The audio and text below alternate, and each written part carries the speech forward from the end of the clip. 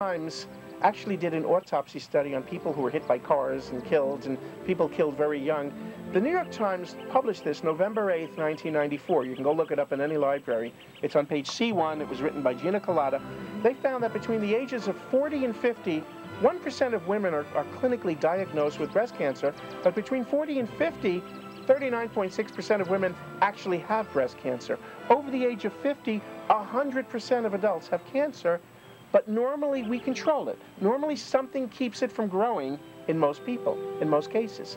The key factor in its growth is that hormone IGF-1. If you're over the age of 40, you don't want to be eating every single day something containing a hormone identified as the key factor in its growth. Now let's look at this for a second. There are hundreds of millions of different hormones in nature. Hundreds of millions of different hormones in nature, and we've got 4,700 different mammals. There's only one hormone exactly alike out of hundreds of millions. Just one. That's this hormone in human and cow that's been identified as the key factor in cancer's growth. So if you drink the milk, or even if you eat the beef, even the beef is going to contain it? Well, let me tell you about that. This is very interesting, and that's a great question. This hormone is a very delicate protein, and when you eat the beef, it goes into your stomach, and the acid in your stomach breaks it down and destroys it. Okay? This is something most scientists accept. Milk was designed to survive digestion. When we take milk and we homogenize it, you look at a pint of milk. A pint of milk has very tiny fat molecules evenly dispersed. A pint of milk can contain 1,500 billion tiny fat molecules.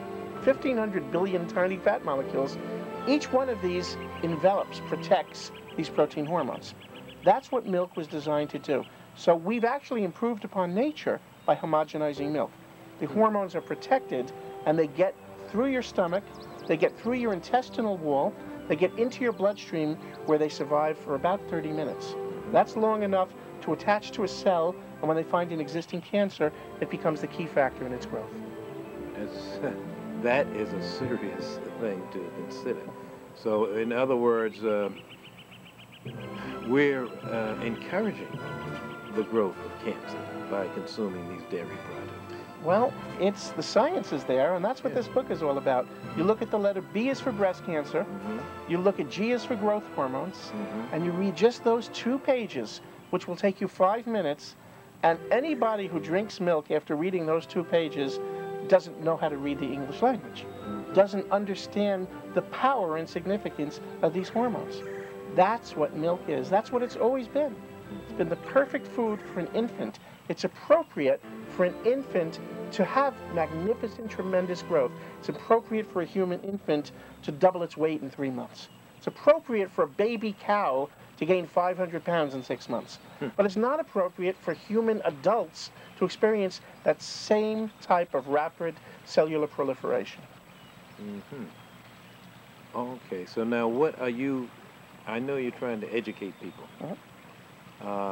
We have a lot of schools today that are teaching the youth just the opposite. The fact that, again, that they need to have these milk products, you know, they need to build them for strong bones. How are we going to change that around? How are we going to get this information out to them? Well, you see the beautiful book, you see the beautiful drawings in the book. We're making up a poster that we're going to be giving to the schools. Wonderful. And the dairy industry gets their posters in the schools with the milk mustache ads and the book covers to tell the children that milk is good for you. We're giving them the truth of the real science. And the schools are going to put these posters up. Oh, they are. And if they don't put them up, we're bringing the schools to court. So we got to get the truth to these kids, and we got to get it somehow. This book is the first step. I'm there available. I'm in the New York metropolitan area. I'm going to come speak to your school if I'm invited, and I hope I am. And I want to speak to the parents because I want to let everybody know the effect of milk and dairy products on your child's body. It does not do the body any good. It takes away the child's ability to learn. I call it slavery, and there are foods that children can eat. This milk and dairy keeps us from reaching our potential. Well, I'm going to encourage all you educators out there to take advantage of Robert Cohen's generous offer here to come and teach. you know, it's all about knowledge, and there's nothing to fear but ignorance, really. So why not take advantage of this? You can go to Robert Cohen's website, which is www.notmilk.com. Exactly. I mean, it's a wonderful website. We've had great comments on it. It's user-friendly, reader-friendly. The children will enjoy it. You will enjoy it. And I'll tell you about this book. I'm going to see to it that a lot of my patients get this book. That's great. Because we find that a lot of their ailments could be eliminated by just eliminating. In just 1 week. Okay. The pain from the back goes away, the congestion goes away, the sleep gets better, the bedwetting goes away, the earaches go away. It's called Not Milk. That's wonderful. So thank you again, Robert. We're going to ask that you will grace us at some other time to I'd come love to on be again.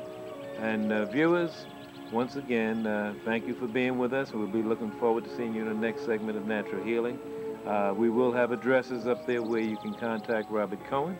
And of course, any questions, feel free to give me a call at 1-800-328-1173 or self-addressed stamped envelope to the address that will appear on the screen.